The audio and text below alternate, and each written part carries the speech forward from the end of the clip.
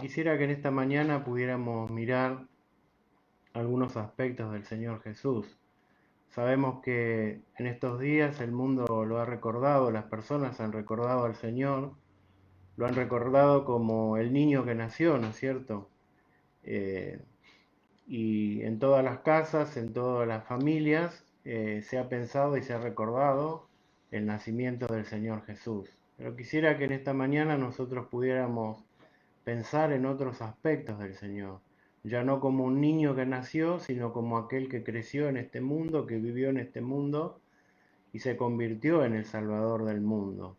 Que en esta mañana podamos mirar estos aspectos así brevemente de la vida del Señor Jesús y tan importante para cada una de nuestras vidas.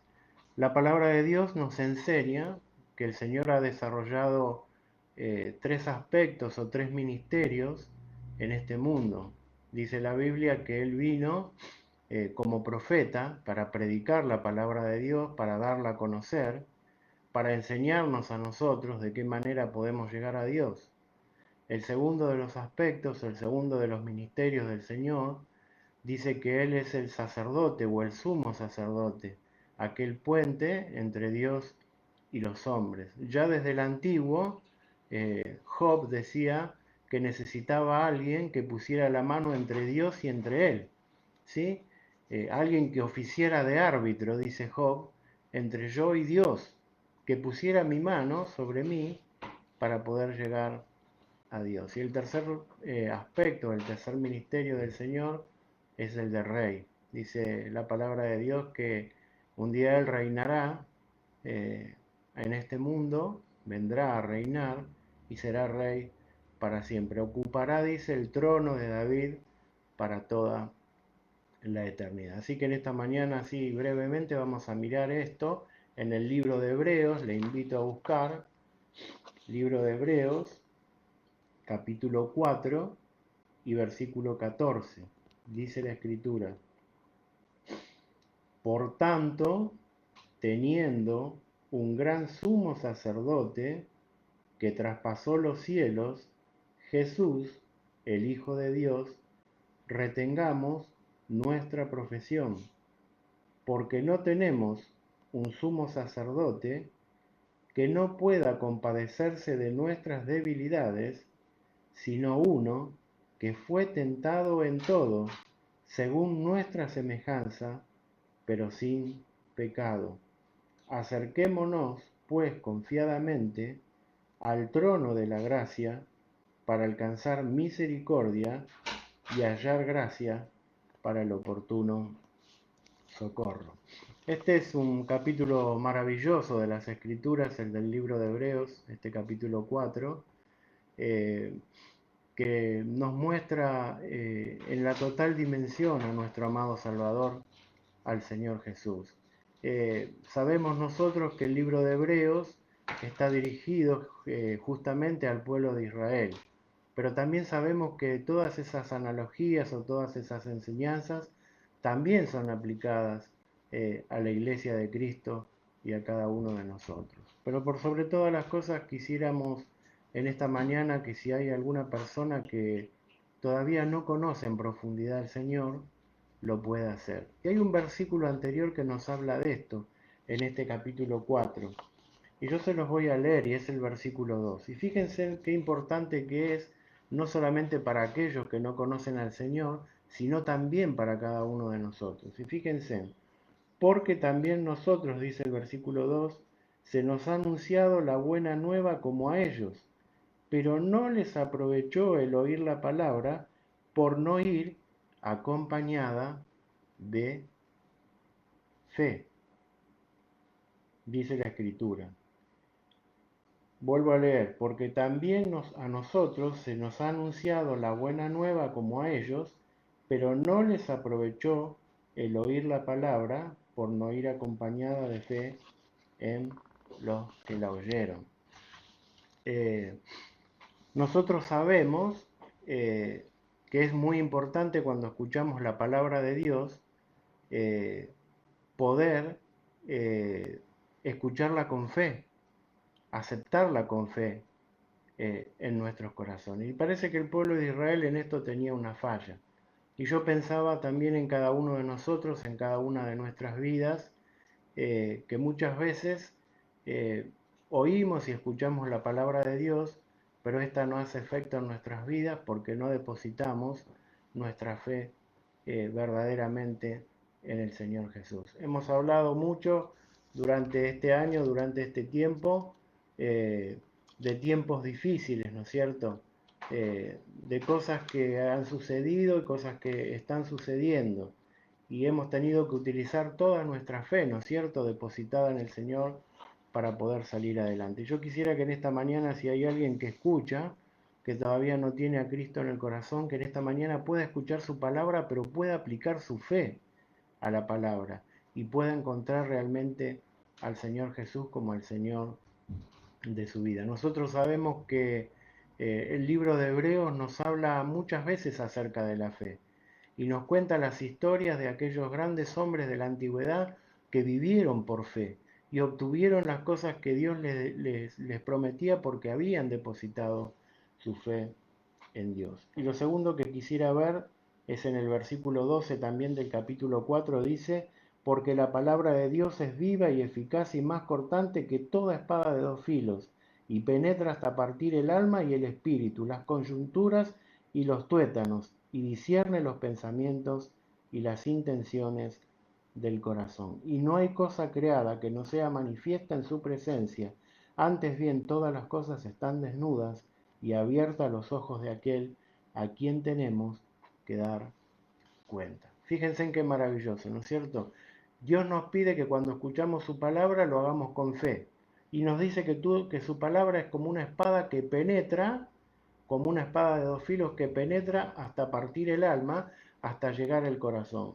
Y dice que discierne nuestros pensamientos y las intenciones de nuestro corazón. Dice también que no hay cosa creada que no sea manifiesta en su presencia, antes bien todas las cosas están desnudas y abiertas los ojos de aquel a quien tenemos que dar cuenta. Y esta es una eh, hermosa imagen, ¿no es cierto? Dice que cuando el sumo sacerdote debía ofrecer el sacrificio, en cuanto a las cosas que están abiertas y desnudas a los ojos de Dios, esta era la figura que debían descubrir totalmente el cuello de aquel animal que iba a ser sacrificado para que esté totalmente a la vista, para que el sacrificio pudiera hacerse de la mejor manera sin ningún tipo de fallas. Y esto nos habla de la obra maravillosa del Señor.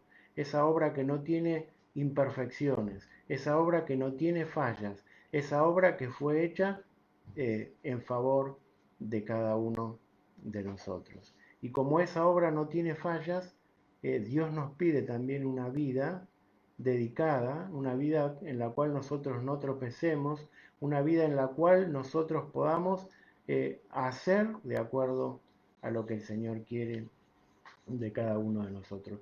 Haciendo ese breve comentario, esa breve introducción, dice el versículo 14, por tanto, teniendo un gran sumo sacerdote que traspasó los cielos, Jesús el Hijo de Dios, retengamos nuestra profesión. Aquí la gran diferencia, ¿no es cierto?, de todo lo establecido en la antigüedad. Tenemos nosotros, hermanos y hermanas, amigos, un sumo sacerdote que no pertenece a la casta de este mundo, sino que dice que traspasó los cielos, vino, descendió de los cielos. Y fíjense en que le da el título Jesús, el Hijo de Dios. Y esta es una de las pocas veces que vamos a encontrar en la Escritura el doble nombre del Señor, ¿sí? La justa posición del nombre del Señor.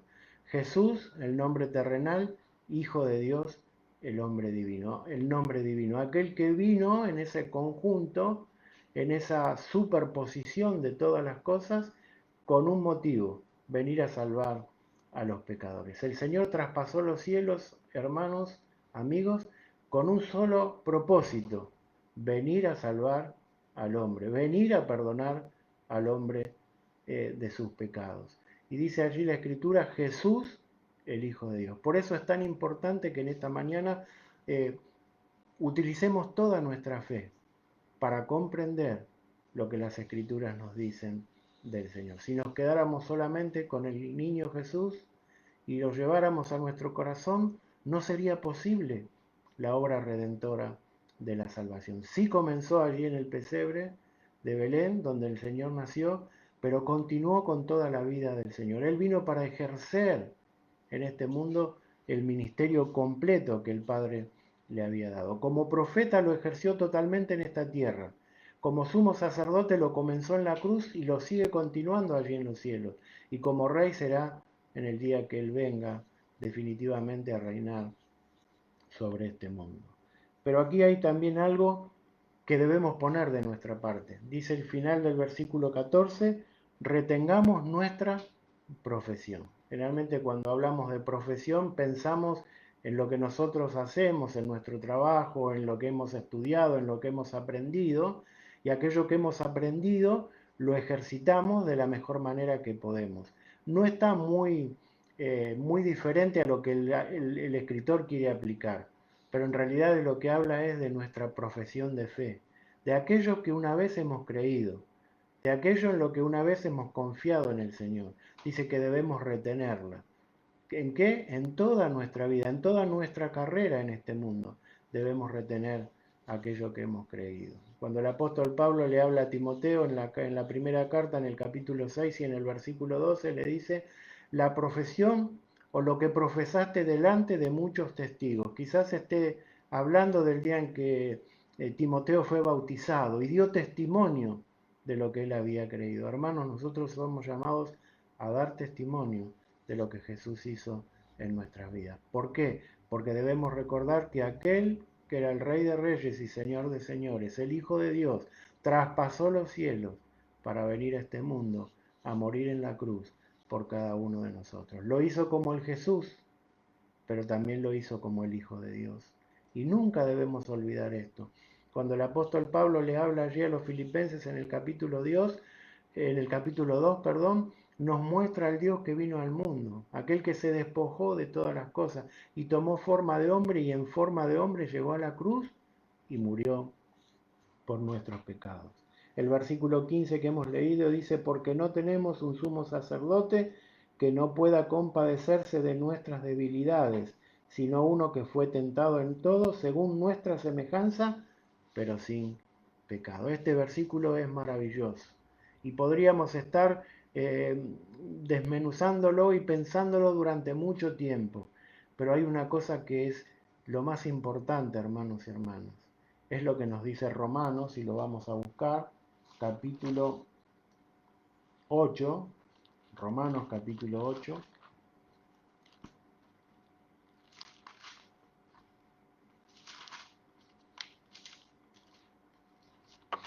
Aquí ya lo tengo, Romanos capítulo 8.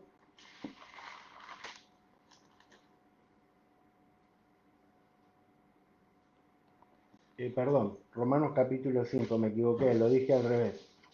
Aquí lo tengo anotado, no me lo quiero olvidar. Capítulo 5, versículo 8. Perdón, Romanos capítulo 5 y versículo 8, uno de los textos más conocidos y se me fue de la mente. Pero vamos a leer el 6 primero. Y fíjense en ustedes qué dice. Porque Cristo, cuando aún éramos débiles, a su tiempo murió por los impíos. Y el verso 8 dice, mas Dios muestra su amor para con nosotros en que siendo aún pecadores, Cristo murió por nosotros. Fíjense en ustedes entonces, dice que cuando aún éramos débiles, Cristo murió por nosotros. Hay otra versión que yo me la anoté aquí que dice, mostrar la salvación de Cristo cuando nosotros estábamos debilitados. Qué hermosa expresión, ¿no es cierto?, de parte de Dios. Dice que Él se compadece de nuestras debilidades. Y lo segundo que aprendemos aquí es que el Señor Jesús, dice la Escritura, fue tentado en todo según nuestra semejanza, pero sin pecado. Hermanos y hermanas, a veces nos quejamos de tantas cosas que nos suceden en nuestras vidas y pensamos que es lo más terrible que nos pasa a nosotros. Y pensamos que todas las cosas nos suceden a nosotros. Sin embargo, la Escritura dice que el Señor se puede compadecer de nuestras debilidades porque fue tentado en todo, a nuestra semejanza, pero sin pecado. Sabemos que es difícil vivir la vida cristiana y si la queremos vivir de acuerdo a nuestras fuerzas y a nuestros pensamientos y a nuestras actuaciones, nunca lo vamos a obtener. Ahora, si dejamos que Cristo viva en nosotros, para nosotros así poder vivir en Él y así desarrollar nuestra vida cristiana, entonces sería diferente. Y Él se puede compadecer de nosotros cuando nos equivocamos, cuando cometemos errores. ¿Por qué? Porque dice que Él fue tentado en todo en nuestra semejanza. Y cuando pensamos que el Señor sufrió hambre, cuando el Señor sufrió frío, cuando el Señor lloró, ¿sí?, ante acontecimientos o allí delante de la tumba de Lázaro, el Señor se conmovía por las cosas que pasaban en este mundo. O mismo allí en el huerto de Getsemaní, y dice que eran sus gotas de lágrimas, eran como gotas de sangre, porque tenía que tomar la copa. Y él decía al Padre, Padre, si es posible, pasa de mí esta copa, pero no se haga mi voluntad, sino la tuya. Pero también cuando pensamos que el Señor se identificó con cada uno de nosotros, y cuando vamos a las maravillosas historias que nos cuentan los evangelios, cuando el Señor se encontró con el leproso, se identificó con él, lo tocó cuando la ley decía que no había que tocarlo, cuando los sacerdotes no se acercaban a él, el Señor se identificó, lo tocó. Cuando pensamos en la mujer samaritana, el Señor se identificó con ella, con su problema, con su pecado, con su carga. Cuando pensamos en la mujer pecadora, allí que iba a ser apedreada, el Señor se identifica con ella, con su causa, con sus problemas, con su angustia, con su dolor, con su tristeza, con su desánimo. El Señor se identifica con ella. Y así tantas historias que encontramos en las Escrituras. Y cada uno de nosotros podríamos poner nuestra historia de vida, ¿sí? Y pensar en el momento en que el Señor se identificó con mi causa, con mi pecado, con aquello que me llevaba al infierno, con aquello que me angustiaba, con aquello que me tenía mal espiritualmente. Y en el día en que el Señor entró en mi corazón, Él borró y quitó todas estas cosas. Quizás alguien en este día, quizás también algún hermano, alguna hermana pasa por un tiempo de angustia, por un tiempo de dolor, por un tiempo de enfermedad, por un tiempo de necesidad, cualquier cosa que esté sucediendo en tu vida. Piensa que el Señor siempre se va a identificar contigo. Piensa que el Señor siempre va a estar ahí.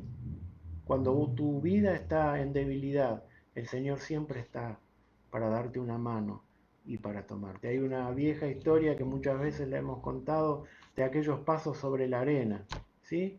De aquel hombre que pensaba que el Señor y él caminaban juntos.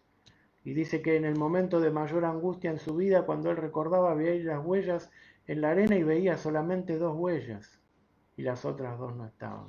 Y entonces le dice al Señor, Señor, ¿por qué me has dejado solo? Y el Señor le dice, no, no estabas solo, las huellas son mías, porque en el momento mayor de tu problema yo te cargaba sobre mis hombros. Y hermano, esto nos debe hacer pensar y hacer reflexionar en nuestras vidas.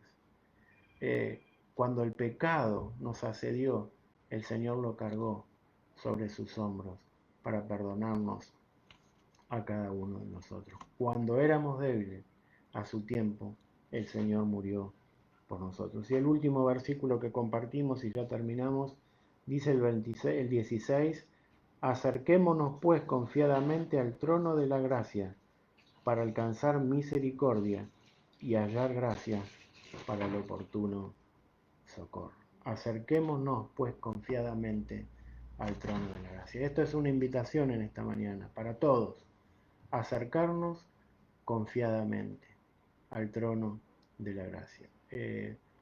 Esto podríamos decirlo, nos habla, o la idea que tuvo el escritor es acercarnos con total libertad de expresión, de abrir totalmente nuestros corazones y con nuestras palabras sencillas poder hablarle al Señor, confiadamente, lo que a veces no le decimos a nadie, a lo que a veces llevamos adentro de nuestras vidas y no le podemos confiar a nadie, que no nos animamos, ni aún a veces a las personas más cercanas.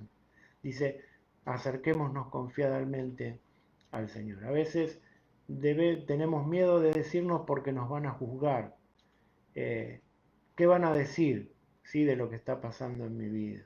Y a veces lo guardamos y lo atesoramos y eso es una pesada carga. Bueno, el Señor nos dice en esta mañana, acércate confiadamente, abrí tu corazón, con libertad de expresión decime lo que está pasando en tu vida. Y ese acercarse confiadamente no es acercarse a cualquier lugar. Dice que debemos acercarnos al trono de la gracia. Y acá hay dos palabras maravillosas, gracia y misericordia. Eh, Gracia significa aquel regalo inmerecido que Dios nos da, ¿sí?, que es la salvación a través de Cristo. O sea, el trono de la gracia nos sirve para alcanzar salvación. Y yo me anoté para no estar buscando en las escrituras y no perder demasiado el tiempo, un par de versículos, ¿sí?, para que el Señor nos hable en esta mañana. Dice allí que el trono de la gracia nos sirve para obtener nuestra salvación. Dice Tito capítulo 2 versículo 11, porque la gracia de Dios se ha manifestado para salvación a todos los hombres. Y Tito capítulo 3 versículo 7 dice, para que justificados por su gracia viniésemos a ser herederos conforme a la esperanza de vida eterna. O sea que la gracia, cuando vamos confiadamente al trono de la gracia, lo primero que obtenemos y alcanzamos, si no lo tenemos ya en nuestras vidas, si todavía no tenemos a Cristo como nuestro Salvador, es la salvación de nuestras vidas. O sea, el primer tesoro que podemos sacar, ustedes saben que el trono nos habla de un reino, y en un reino generalmente pensamos que hay abundancia de riquezas, de tesoros. Bueno, es como si abriéramos allí en ese trono un arcón, un lugar, y empezáramos a sacar los tesoros que hay. El primero que sacamos a través del trono de la gracia es la salvación de nuestras vidas. Hablando de riquezas, dice también Efesios capítulo 1, versículo 7, en quien tenemos redención por su sangre, el perdón de pecados, según las riquezas de su gracia. Vayan anotando, vayan pensando, vayan guardándolo en sus corazones.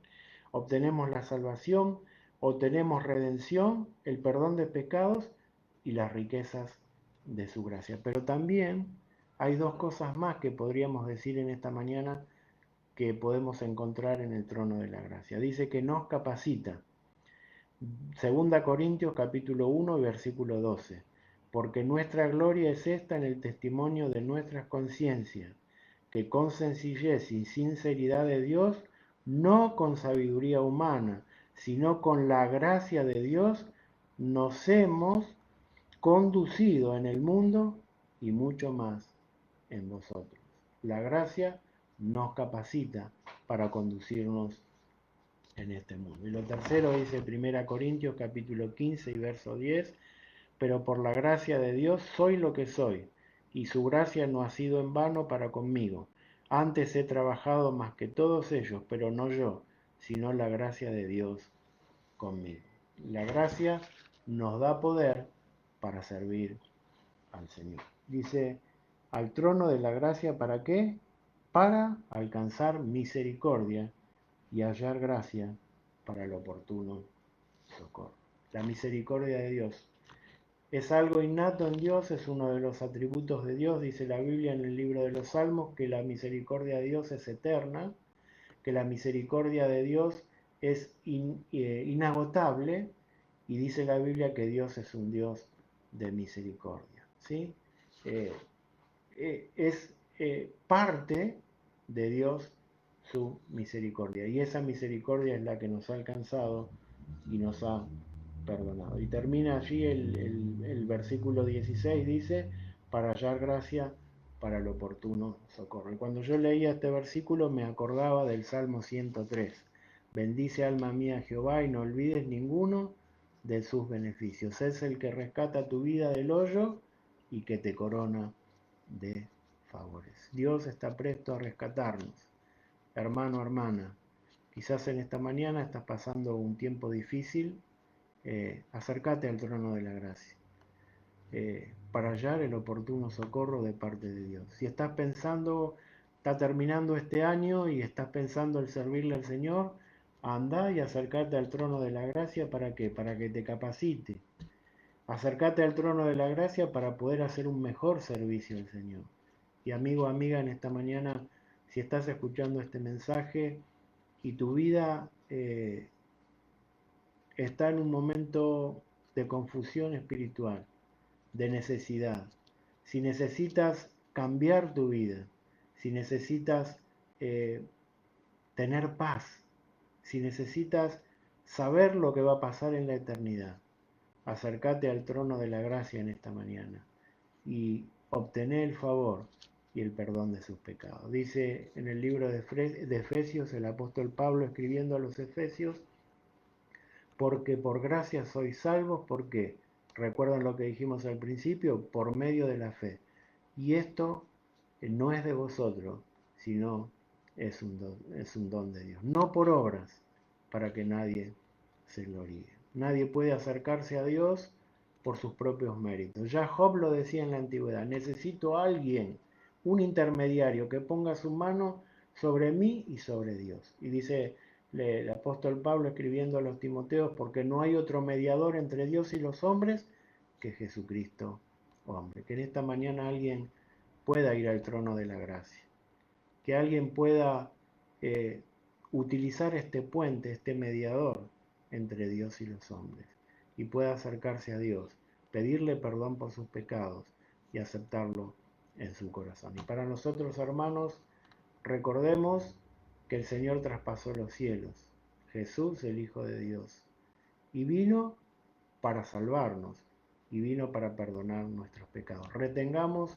nuestro testimonio, hagámoslo correr, que nuestras vidas sean las que hablen. Dice, como decía el apóstol Pablo, que nuestras vidas sean como cartas leídas por los hombres. A veces, como decía allí en el Eclesiastés Salomón, el fin de todo el discurso es este: teme a Dios y guarda sus mandamientos. A veces las muchas palabras traen confusión, pero el testimonio de nuestras vidas es aquel que habla de lo que hizo Cristo en cada uno de nuestros corazones. Estamos por terminar un año, estamos por comenzar otro, un año diferente, un año difícil, sobre todo para la iglesia, porque hemos tenido que utilizar diferentes medios para llegar, pero creo también que ha sido un año provechoso porque el Evangelio se ha extendido, se ha proclamado, se ha predicado. Que el Señor nos siga ayudando, que el Señor nos siga bendiciendo, que retengamos la profesión que hemos aprendido. ¿De quién? De Cristo, para aplicarla en el servicio de su obra. Aprovecho